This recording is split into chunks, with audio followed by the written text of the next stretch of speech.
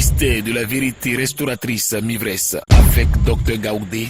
Tu connaîtras la vérité et la vérité t'affranchira.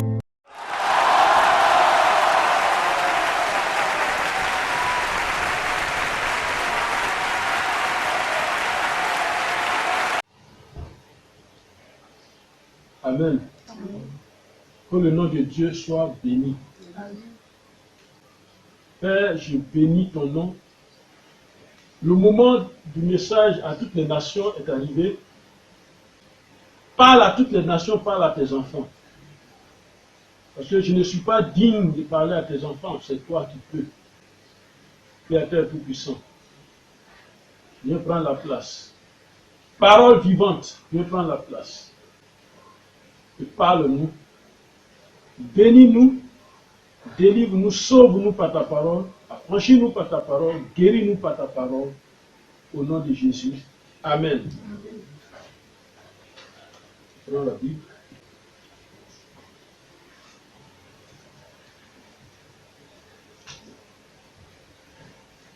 Amen. Prenons la Bible. Dans le livre d'Ésaïe 45, au verset 18, la parole de Dieu dit. Ésaïe 45. Ésaïe 45. Car aussi, ainsi parle l'Éternel, le Créateur des cieux, le seul Dieu qui a formé la terre, qui l'a faite et qui l'a affermie, qui l'a créée pour qu'elle ne fût pas déserte, qui l'a formée pour qu'elle ne fût habitée. Je suis l'Éternel, il n'y a point d'autre, il n'y en a point d'autre. Amen. Amen. C'est Ésaïe 45 qui nous dit, et c'est Ésaïe qui nous parle ce matin, dans sa parole, dans sa prophétie. Et Dieu utilise Ésaïe ce matin pour nous parler. Pour nous parler de quoi? Ésaïe veut nous parler ce matin. Quand il dit, car ainsi parle l'Éternel, et c'est comme ça un prophète parle.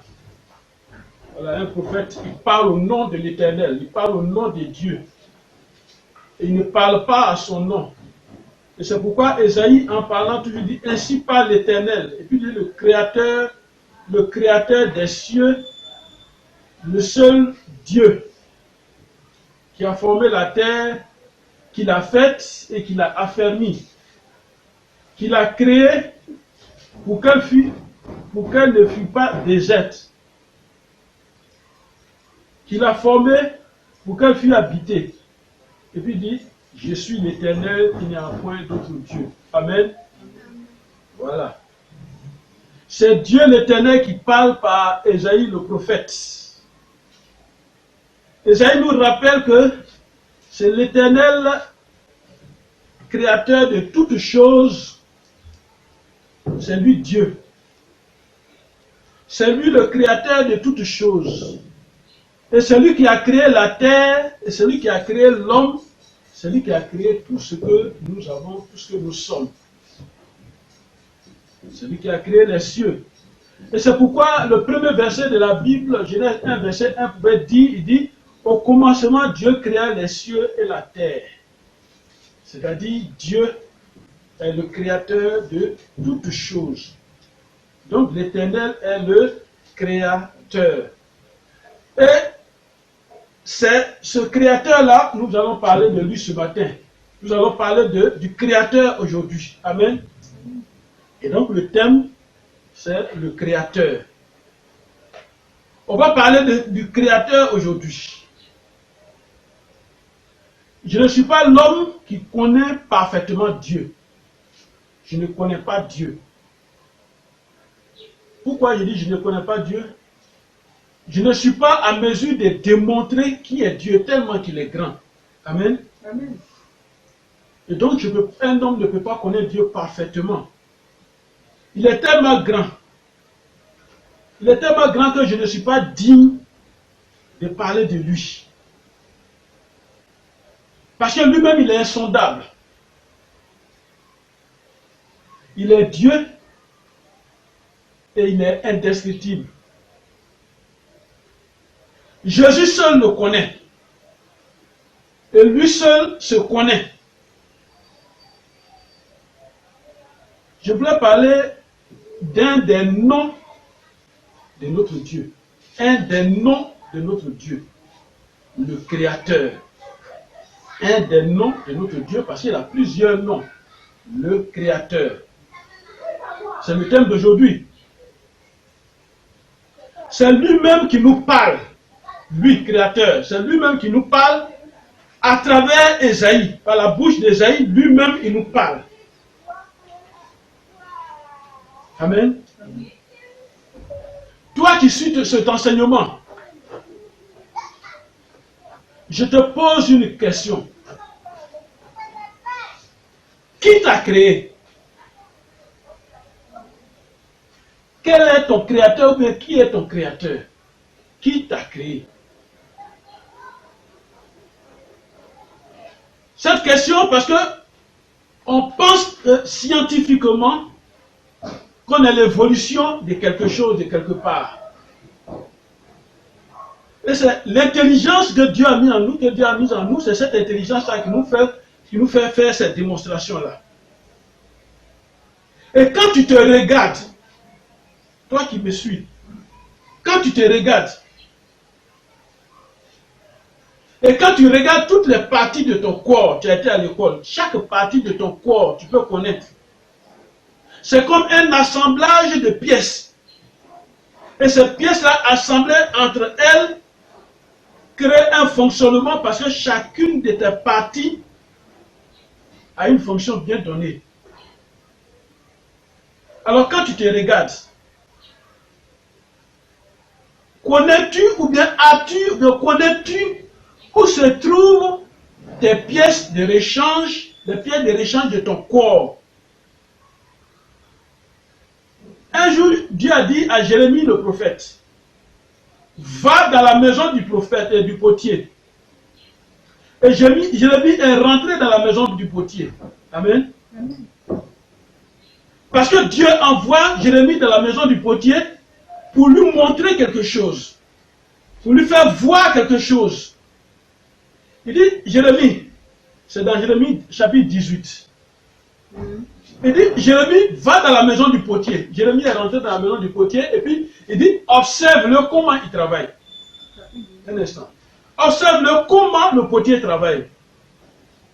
Et Jérémie a remarqué que le potier, il a pris l'argile, il met l'argile sur sa table, il façonne, il enlève tout ce qui est mauvais, les cailloux, tout ce qui est branche, tout ce qui est feuille morte, il enlève dans l'argile. Donc il trie l'argile, il fait tout, il malasse l'argile, il enlève les cailloux, les petits comme les grands cailloux. Même j'allais dire, mais les tessons de bouteilles, il enlève tout ça. Et quand l'argile est bien purifiée, il fabrique son pot. Et puis il se rend compte que ce pot-là, ce n'est pas ce que lui voulait. Il démolit encore, il détruit ce pot, parce que l'argile est encore humide.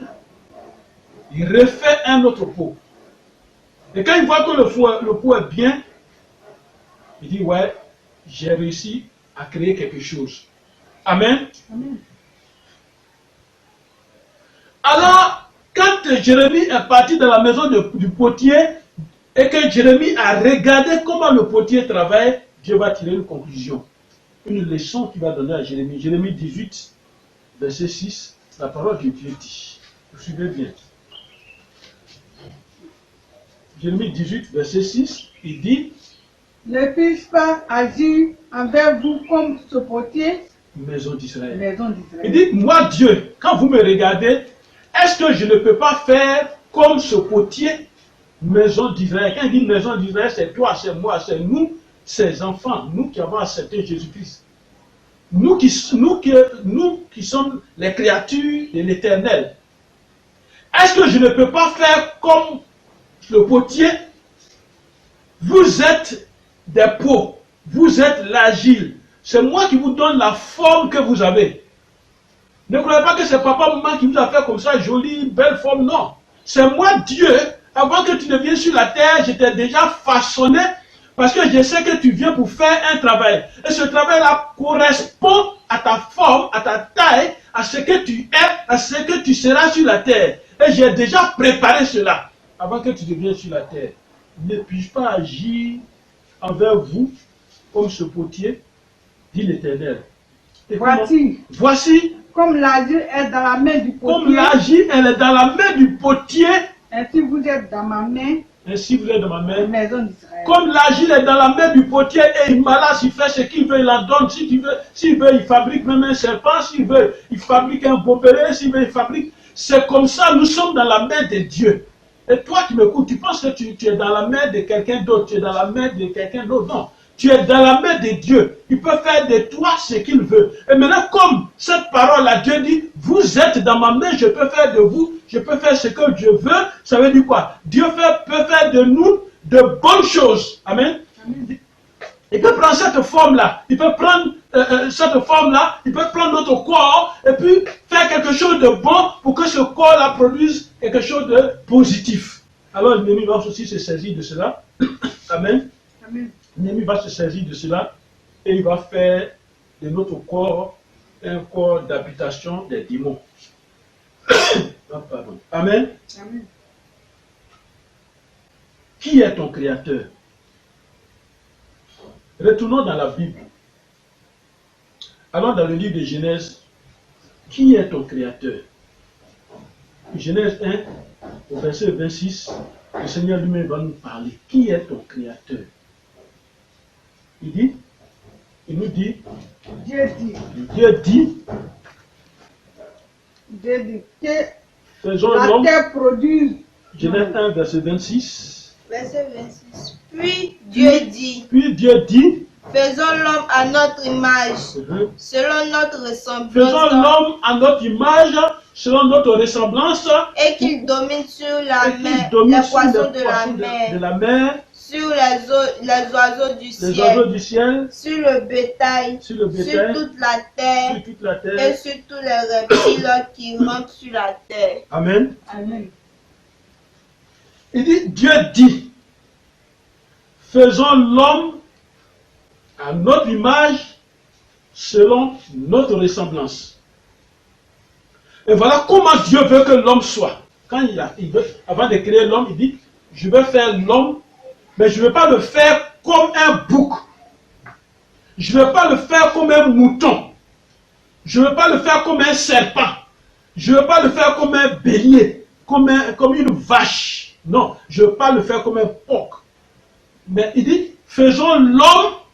Et il a pris, il dit, on va faire l'homme, je ne vais pas le faire selon l'image de lui-même, son papa, sa maman, mais je vais le faire selon notre image, selon mon image, et selon ma ressemblance. Et ce travail-là, que cet homme-là fait faire, c'est que cet homme-là doit dominer. Dominer sur quoi? Dominer sur 2 groupes. Et 3 groupes de tout ce que lui a créé, il a classé en 3 groupes. Quels sont ces groupes? Quand il parle de sur le poisson de la mer, les eaux, tu dois dominer les eaux. Tu dois dominer les eaux. Alors d'où vient que tu te donnes un pouvoir pour rentrer dans l'eau, aller consulter Mami Wata? Tu dois dominer les eaux. Amen. Amen. Tu dois dominer les oiseaux du ciel. Voilà, donc dans le ciel, tu dois dominer. Dans l'eau, tu dois dominer. Sur la terre, tu dois dominer. C'est pourquoi il parle de tout ce qui rampe sur la terre. Regarde le pouvoir que tu as. Celui qui t'a créé, quel pouvoir il t'a donné. Et c'est Dieu qui parle. Faisons l'homme à notre image, selon notre ressemblance. C'est parce que tu ne te connais pas. Tu ne te connais pas, c'est pourquoi tu te négliges. C'est pourquoi tu n'avances pas dans la vie. C'est pourquoi rien ne marche parce que tu ne te connais pas. Il dit, faisons l'homme à notre image selon notre ressemblance. En disant faisons l'homme, c'est l'acte créateur de l'homme. Avant de créer l'homme, qu'est-ce que Dieu a fait? Dieu, lui, a imaginé d'abord ce que l'homme doit être. Et c'est comme ça l'acte créateur. Quand quelqu'un veut créer, tu veux créer quelque chose, on ne se lève pas puis en même temps on crée. Non, ça part d'abord de ton imagination et de la vision que tu donnes à la chose. L'imagination que Dieu lui avait, c'est que l'homme doit ressembler à lui-même Dieu. Maintenant, la vision, c'est que l'homme doit dominer. Amen. Amen. Dieu est celui qui crée à partir de rien, du néant. Oui, crée à partir de rien et du néant. C'est pour te dire, le Père qui t'a créé, c'est comme ça lui il travaille. À partir de rien, à partir du néant, il crée quelque chose. Quelque chose là où on ne pense même pas créer quelque chose, il crée quelque chose. Mais toi qui m'écoutes, tu connais l'histoire de la terre. Nous sommes venus nus sur la terre. Alors d'où viennent toutes ces voitures, tous ces ponts, ces aéroports, ces avions? D'où viennent toutes ces choses-là? Ça vient de ta pensée d'abord. Amen. Amen. Ça vient de la pensée, de l'imagination de l'homme d'abord. Ça, c'est l'acte créateur, ça. Ça vient de l'imagination de l'homme. Toi qui ne travailles pas ton imagination, toi qui ne travailles pas ton esprit de créativité, écoute-moi bien. Amen. Amen. Regardez à partir de quoi il a tout créé. Écoute-moi bien. À partir de quoi Dieu a créé? Dieu a tout créé. Avant de créer l'homme, Dieu est parti de quelque chose. Amen. Amen. Amen. Avant de créer toute chose, Dieu est parti de rien. Amen. Amen. Avant toute création, la Bible dit, Dieu dit. Quand tu apprends dans le livre de Genèse 1, 2, tout ça, il dit, Dieu dit. Dieu dit et la chose se réalise. Ça, c'est un autre niveau d'élévation spirituelle. C'est un autre niveau de foi. Dieu dit que la terre soit. Et puis voilà, la terre est apparue. Est-ce que toi, tu peux expérimenter ce niveau de foi? Je veux qu'aujourd'hui, quand je vais me réveiller, je veux que demain, j'ai l'argent que je veux. Je veux, au nom de Jésus, que j'ai cet emploi et puis ça va se réaliser. Est-ce que toi, tu peux arriver à ce niveau de foi? Dieu dit et la chose est créée. Et il a créé l'homme à partir de la terre. Dieu est celui qui fait quelque chose, il fait quelque chose de nouveau. Pourquoi? Dieu est quelqu'un qui fait quelque chose de nouveau. Pourquoi? Parce qu'il a la capacité de restaurer. De restaurer. Ça veut dire quand on dit quelque chose de nouveau, ça veut dire qu'il y a quelque chose d'ancien. De l'ancien, il va en faire nouveau. Et il va restaurer. Et quand tu penses que tu n'as pas la possibilité, tu n'as pas la connaissance, tu n'as pas ce qu'il faut pour faire quelque chose de nouveau, mais en Dieu, il y a cette capacité de faire quelque chose de nouveau, de restaurer. Amen. Amen. Pourquoi? Parce que ton créateur, toi qui vas à l'église, toi qui es chrétien, il y a des choses que tu dois savoir. Et c'est pourquoi le ministère te dit, tu connaîtras la vérité t'affranchira. Amen. Le créateur donne existence à ce qui n'existe pas. Amen. C'est comme ça qu'il fait Dieu. Il n'a pas besoin de ton argent, il n'a pas besoin de ton niveau, il n'a pas besoin de tes capacités, il n'a pas besoin de toi, homme, de ce que tu es, de ce que tu peux, de ce que tu fais. Mais il est capable de faire de toi ce qui n'existe pas. Et c'est ce qui n'existe pas là qu'il va prendre et va faire. Mais tu vas me poser la question, pourquoi il ne le fait pas? Écoute-moi très bien sur cet enseignement. Amen. Le Créateur veut encore agir dans ta vie. Est-ce que tu m'écoutes? Le Créateur veut encore agir dans ta vie. Comment? Pourquoi? La créativité est toujours en lui. La créativité, l'esprit de créativité, ça y est toujours en lui. C'est-à-dire, c'est comme une usine. L'usine de fabrication de lait, de boîtes de lait, n'est pas, tant qu'elle n'est pas gâtée, elle produit toujours des boîtes de lait. Elle ne fait que sortir des boîtes de lait. Elle sort des boîtes de lait. Dieu est ton usine. Dieu est celui-là qui fabrique, qui crée, non pas pour quelqu'un d'autre, mais il le fait, il le fabrique, il le restaure, il renouvelle pour toi, homme. C'est une source intarissable. Amen. Et c'est pourquoi Jésus a dit un jour, jusqu'à présent, vous n'avez pas demandé.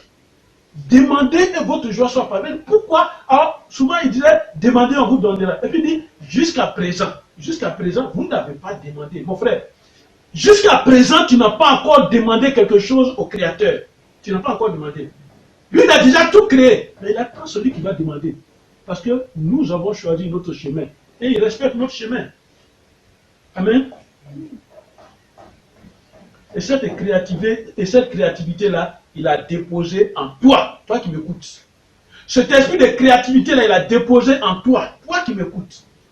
Sinon, d'où vient cette connaissance de l'homme? Tous ceux qui ont inventé ce que nous utilisons aujourd'hui, nous de ce siècle-là, nous n'avons fait qu'améliorer. Sinon, c'est le même fonctionnement toujours qui est dans tout ce qu'on a fabriqué. Le même fonctionnement. Amen. Les premiers qui ont créé les premiers appareils, c'est le même fonctionnement. Nous, on s'est dit, on est venu, on dit, bon, on va améliorer. Mais d'où vient cette pensée de cet homme qui a créé par exemple le téléphone, qui a créé par exemple l'avion? D'où vient cette pensée? Cette pensée-là vient du fait que le Créateur a déposé la créativité en chacun de nous. Pas en une seule personne. Hein. Il n'a pas déposé en une seule personne pour dire non, telle ethnie, telle race, en elle j'ai déposé la créativité. Non, il a déposé en toi, Africain, toi qui m'écoutes, Chinois, Anglais, Français, il a déposé blanc, noir, rouge, il a déposé la créativité en toi, en nous. Amen. Amen. Toi qui m'écoutes, comment? Qu'a-t-il dit avant de te créer, toi l'homme? Qu'est-ce que Dieu a dit avant de te créer? Il dit, l'image et la ressemblance. Les deux mots là. L'image et la ressemblance. Le Créateur a mis cette faculté en toi, en moi, en nous. Une image, c'est quoi? Une image, c'est une représentation de quelqu'un ou de quelque chose. Tu es la représentation de Dieu. Amen. Quand tu fais une photo, cette photo-là, celui qui te connaît, quand il voit la photo, il dit c'est toi. Il ne va pas dire une autre personne. Tu es une image de Dieu. Et ce Dieu qui s'est manifesté chair et qui est venu sur la terre des hommes, on lui a demandé, montre-nous le Père. Il dit, mais vous avez vu, vous me voyez, vous avez vu le Père. Toi qui m'écoutes, tu n'es pas Jésus-Christ. Mais tu es à l'image, la représentation de Dieu. Alors quand on est une représentation de quelque chose, quand on est une représentation de quelqu'un, on fait comme la personne. La personne t'a missionné. La personne a mis en toi ce que lui, il aura voulu que toi tu fasses. Et cette chose-là, c'est ça que toi tu vas appliquer, tu vas faire. Amen. C'est une photocopie. Tu es l'image de Dieu sur la terre. Écoute-moi bien. Et cette image-là, tu es en train de la pervertir. Tu es en train de l'éteindre. Tu es en train de la déchirer, de la salir, cette image-là. Tu es à l'image de Dieu sur la terre. Tu n'es pas l'image d'un masque. Pour que cela soit une référence pour toi, ton masque de village. Tu n'es pas son image. Tu n'es pas fait à son image. Tu n'es pas l'image de l'eau. Non. Tu n'es pas l'image d'un fétiche tutel. Un fétiche qui est le tuteur de ta famille, qui est le tuteur de ton village, qui est responsable de ton village. Tu n'es pas à l'image de ce fétiche-là. Tu n'es pas l'image de papa, tu n'es pas l'image de maman. Amen. Tu n'es pas l'image d'un objet quelconque. Tu n'es pas l'image d'un homme. Tu n'es non plus l'image d'un pasteur, non. Tu n'es pas l'image d'un menteur. Amen. Alors tu es l'image de qui? De celui qui t'a créé. Tu es l'image de qui? De celui qui t'a créé.